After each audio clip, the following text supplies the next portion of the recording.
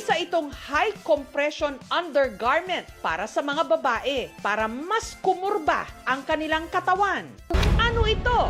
Pinapaperma ako nung amo ko ng blankong papel and then Gayunman, meron pa ring mga OFW sa Hong Kong na sumasideline sa pagbebenta ng iba't ibang mga produkto na kalaunan, umasenso at nakapagpundar ng mga ari-arian sa Pilipinas.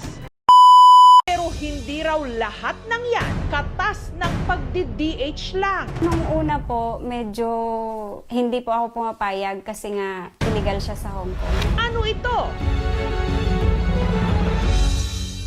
pinapaperma ako nung amo ko ng blankong papel and then ilalagay niya doon yung exact minimum wage. Tinatawag na waist trainer.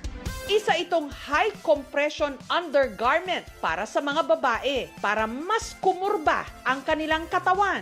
Uy, Mutya, saan mo nabili yan? Sabi ko, gusto nyo ba? Sa akin na kayo mag-order. Hindi kami nakakapag-ipon kaya napilitan po kami na magbenta. Gayunman, meron pa ring mga OFW sa Hong Kong na sumasideline sa pagbebenta ng iba't ibang mga produkto na kalaunan, umasenso at nakapagpundar ng mga ari-arian sa Pilipinas.